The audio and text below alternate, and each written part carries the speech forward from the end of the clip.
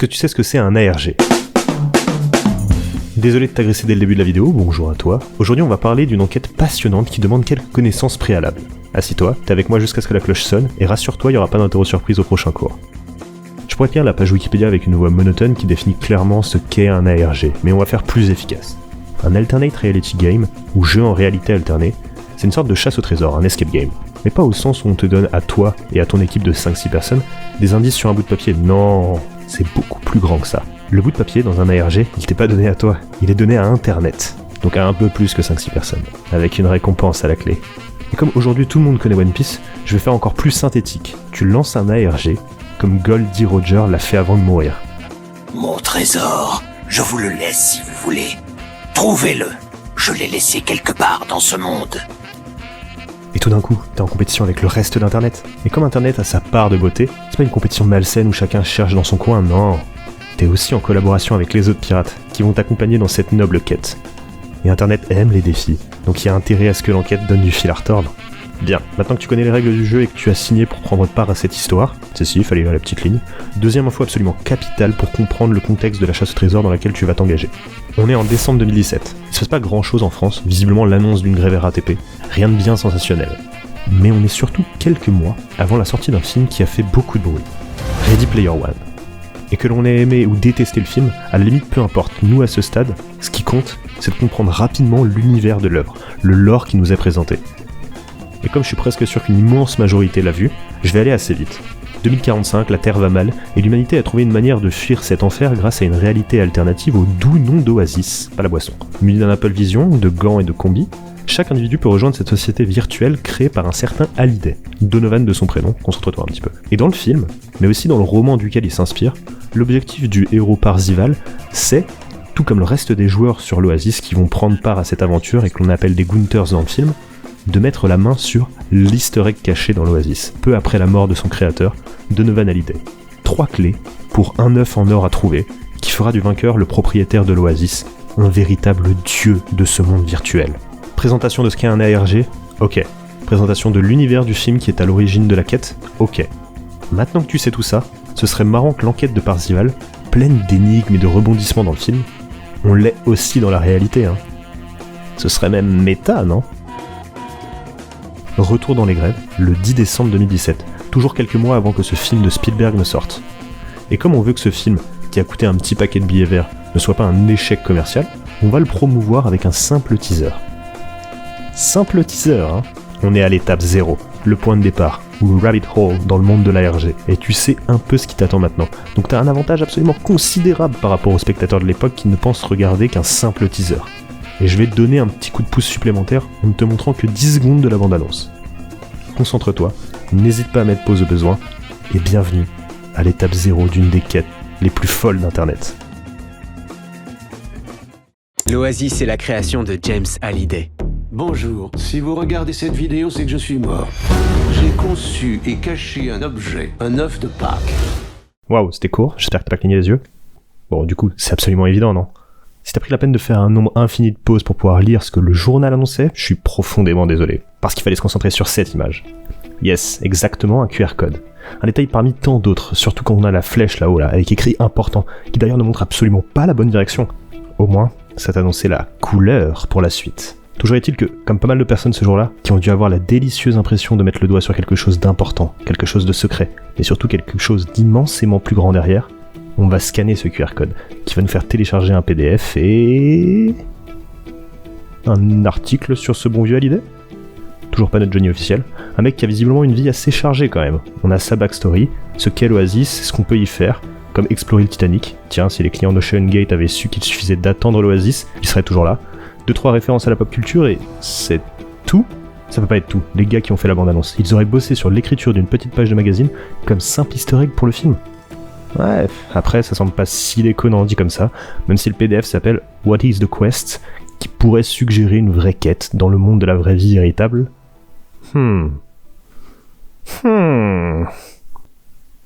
Quoi ? Tu sens que je te fais mariner un peu pour augmenter le watch time de la vidéo ? N'importe quoi.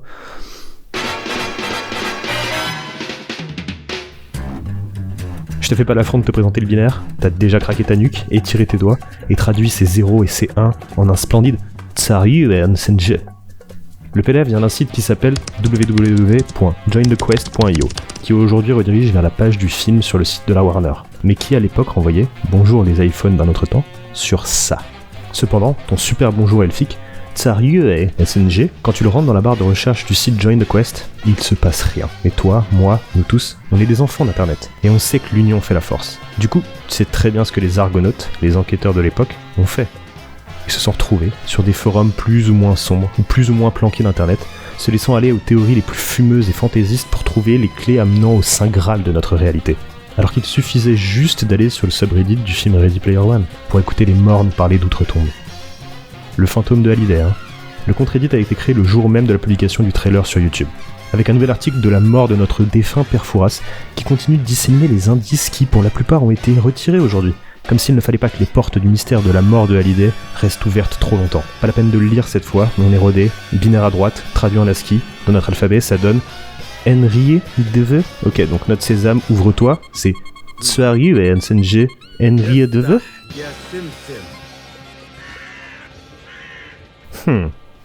Tu sais, tout à l'heure, quand je disais que l'union fait la force, je laissais sous-entendre qu'il y avait une armée d'Uruk-hai qui bossait jour et nuit sans relâche sur cette quête. Cette seconde partie de la phrase est sans doute vraie, mais le mot armée est peut-être un peu fort.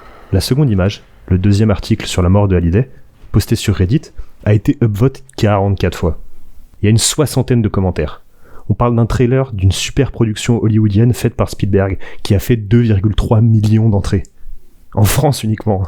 Ça a généré 583 millions de dollars dans le monde. Et entre fin 2017 et aujourd'hui, il y a visiblement 60 pélos, peut-être un peu plus, mais pas tant que ça, extrêmement passionnés et en soif de vérité, qui ont cherché en boucle la réponse à la question « C'est quoi le mot de passe pour obtenir l'oasis de la vraie vie ?» Et heureusement pour nous, dans le lot, il y a Jean-Michel Anagramme. Et le gars, calmement, au milieu d'une pièce pleine de gars qui s'arrachaient les cheveux en se demandant où est-ce qu'ils auraient pu se tromper, il a posé la question.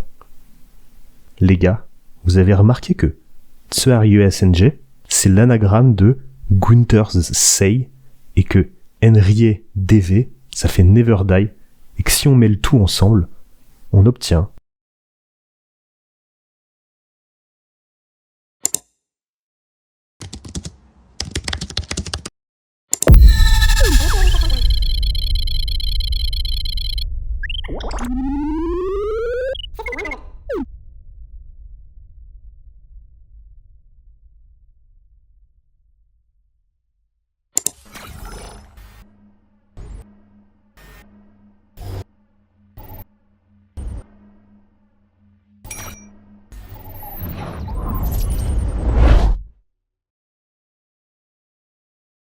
Ok, donc on a fait tout ça pour un lien vers la vidéo d'un œuf. Je veux dire littéralement un œuf de Pâques, un easter egg, et cette fois c'est vraiment tout. Et en soi, tu sais quoi ? Cette fois ça me suffit vraiment. C'est une belle récompense. Et tu connais l'adage, on fait pas tout ça pour la destination, mais pour l'aventure qui nous a amenés jusque-là. Donc on peut tous se féliciter, remercier le fantôme d'Hallyday, se prendre dans les bras et là, de nouveau, le vertige. L'impression que le boss est passé en phase 2. Que le phénix renaquit de ses cendres, que l'unique et ultime attaque pour abattre l'ennemi l'a juste fait mettre un genou au sol. Sur 6 réseaux sociaux différents, 6 nouveaux indices pointent discrètement le bout de leur nez, avec un nouveau trailer. La communauté autour du film se rehype, les fameux 60 pélos, et l'effervescence combinée à l'expérience acquise par les participants de cette aventure fait que cette fois, l'armée d'Uruk-hai ne tâtonne pas, elle est organisée. Le nouveau trailer n'a pas besoin d'être suranalysé. Cette fois, Hallyday a écrit l'indice, à la fin, et en étant un peu familier avec les liens URL raccourcis sur internet, comme l'est la division des argonautes spécialisés dans ce domaine, tu vois que c'est un lien en bit.ly, et qu'en précédant ce code de juste bit.ly, tu tombes sur cette vidéo de 8 secondes, qui porte le sobre nom d'Acapella.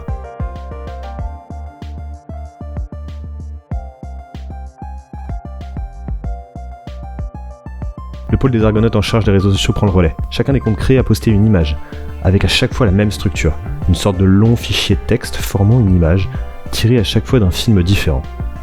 Avec un petit bonus de texte dans le corps du tweet de l'époque. Et si jusque maintenant tu avais la logique, déjà félicitations à toi, mais sache que je ne te poserai même pas la question de comment tu résous cette énigme, parce qu'elle est ridiculement, débilement difficile.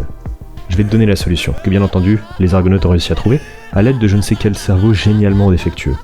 Et ça te semble facile à ce moment-là, parce que je t'ai donné toutes les clés en main pour réussir. Je t'ai donné les images absolument noyées dans les méandres d'internet, des 6 comptes sur les 6 réseaux sociaux différents. Donc je me suis occupé à ta place de fouiller dans toute la botte de foin pour te sortir l'aiguille. Et en plus de ça, je t'ai donné la vidéo. Mais mets-toi maintenant 2 minutes à leur place. Le champ des possibles pour la suite est infini. Les enquêteurs ont rematé la totalité des films correspondant à ces images pour extraire la minute à laquelle elle apparaissait. D'autres ont retapé l'entièreté du code qui compose l'image et ont tenté de le décrypter avec toutes les méthodes de substitution obscures qu'ils avaient sous la main. Tout ça en vain, parce que pour trouver la solution, il fallait voir autre chose. Ce qu'il suffisait de faire pour continuer, encore et toujours, d'avancer dans cette enquête, c'est de remarquer ce tout petit carré de couleur, qui diffère en fonction des images. De récupérer la vidéo de 8 secondes et de mettre pause au moment où les carrés de couleur apparaissent, de mettre l'image dont la couleur correspond par-dessus et de noter les lettres qui, par transparence, sont surlignées à l'écran.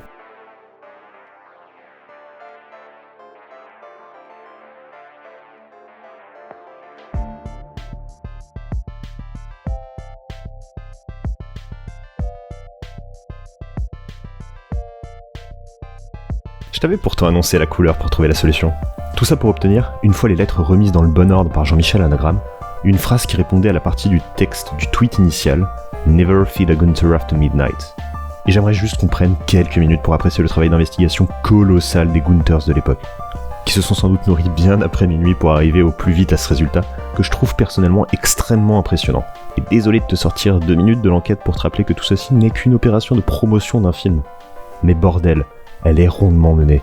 Et en tant que joueur, bien sûr que l'on consent à suspendre notre incrédulité. Une manière compliquée de dire qu'on préfère croire à l'histoire, la fiction qui nous est racontée, en particulier dans ce cas-là. Déjà parce que c'est raccord avec le film de casser les frontières entre le monde réel et la fiction, et surtout parce que j'ai l'impression que cette chasse au trésor a été faite par des gars réellement passionnés. Ça ne veut pas avoir une portée mainstream, c'est planqué, bien loin des jeux concours d'une simplicité déconcertante de la télé qui insulte directement l'intelligence même. Vous voulez gagner 1 million d'euros ? 1, oui ou 2, non. Envoyez 1 ou 2 par SMS au 404 404. Aucune réponse ne sera sélectionnée, mais vous pouvez quand même essayer. Là, on est sur une enquête qui met le film en avant auprès d'un tout petit groupe de personnes. Et j'ai profondément envie de croire que l'équipe du film qui s'est chargée de ça était motivée uniquement par le divertissement. Ils ont fait tout ça pour amuser une poignée de gars déterminés à atteindre une sorte de saint graal virtuel. Et ces Gunthers, ils ont abouti à une phrase « Never feed a Gunther after midnight » qui, une fois rentré sur le même site que d'habitude, nous donne accès à une vidéo aujourd'hui visible par tous, une sorte d'interview hommage au cinéma de Spielberg qui a inspiré l'auteur, Ernest Cline, et qui du coup a ensuite été adapté au cinéma par ce même Spielberg des années plus tard. Et c'est là que l'enquête prend un tournant. Pas dans le bon sens, et je suis persuadé que c'est parce que les Gunthers ont été trop forts, trop rapides pour résoudre ces énigmes. Cette dernière vidéo a été publiée le 21 janvier 2018. On est encore plus de 2 mois avant la sortie du film à ce moment-là. Un tweet de Feu Hallyday annonce que la prochaine quête sera liée à Just, un jeu qui apparaîtra ensuite dans le film et qui permettra de gagner la clé de cuivre. Quelques jours plus tard, le site What is the Quest ajoute un lien vers un émulateur du jeu Just, pour jouer au jeu en ligne avec un classement. On est en février 2018. Rien de plus, le film sort et rencontre le succès qu'on lui connaît. En mai 2018, on a le dernier signe de vie des organisateurs, qui tombe cette fois dans une sorte de jeu concours dont je te parlais tout à l'heure. La vidéo fait 8000 vues, les gagnants ne sont jamais annoncés. Un des acteurs du film confirme officieusement par message que l'ARG a été annulé. Le problème c'est qu'entre-temps, le second livre de l'auteur, Ernest Cline, est sorti et c'est un échec. Ouais, la fin de l'histoire a eu un goût un peu amer, le retour à la réalité est un peu nul. La quête de la récompense ultime, du trésor caché, de l'easter egg de la vraie vie aura eu une fin un petit peu décevante. Mais en réalité, en vrai de vrai, qui en a quelque chose à faire de la fin ? Toute la beauté de cette histoire, elle est à l'image du film. C'est pas le moment où quelqu'un s'empare du trophée final de l'enquête sous une standing ovation du reste du monde. It's not about winning. It's about playing. La beauté de cette enquête, elle réside dans le fait que quelques dizaines de gars, éparpillés à l'autre bout de la Terre, ils se sont rassemblés pour résoudre un problème ensemble. La beauté, elle réside dans le fait que les Gunthers se sont nourris après minuit, dans l'unique but d'avancer. Et on va même aller un peu plus loin. Retire la ligne d'arrivée de cette histoire, parce qu'en réalité, elle a pas de fin. Internet regorge d'énigmes si on est assez curieux pour s'y intéresser. Le capture de flag de 4chans contre Shia LaBeouf, mis en lumière par The Great Review, par exemple. Mais des exemples comme ça, t'en as une infinité. Parce que l'être humain adore 2 choses que l'on retrouve dans ces enquêtes qui mêlent réalité et fiction. Et la première, c'est justement ça. La fiction, se raconter des histoires. Quant à la seconde, c'est ce qui est indispensable à la première. C'est que pour raconter une histoire, Il faut quelqu'un qui écoute avidement l'histoire d'un passionné, qui la raconte avec enthousiasme et émotion, qui partage autour de cette histoire, et c'est la base de l'aspect communautaire. Et on fait ça depuis la nuit des temps. Les premiers hommes dessinaient des vaches moches dans les grottes pour la même raison que l'on va au cinéma, pour faire passer des messages, communiquer des idées. Internet aussi aide à ça, en réduisant la distance entre le conteur et son auditeur. Et s'il y a bien une chose dont je suis sûr, c'est que l'humanité, elle est pas prête de s'arrêter de faire ça.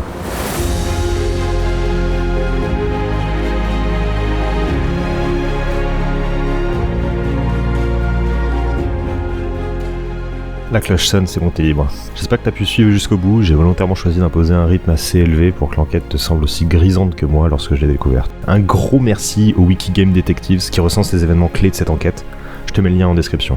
Un encore plus gros merci à toi d'être allé jusqu'au bout de la vidéo. Et j'en profite pour le faire ici. Merci pour la réception et vos retours sur les 2 précédentes vidéos. Ça fait vraiment chaud au cœur. Soyez l'attaque en 2026 pour Ready Player 2. C'est pas impossible qu'il y ait un ARG similaire soit lancé. Faites gaffe à vous. Et je vous dis à très bientôt. Bye!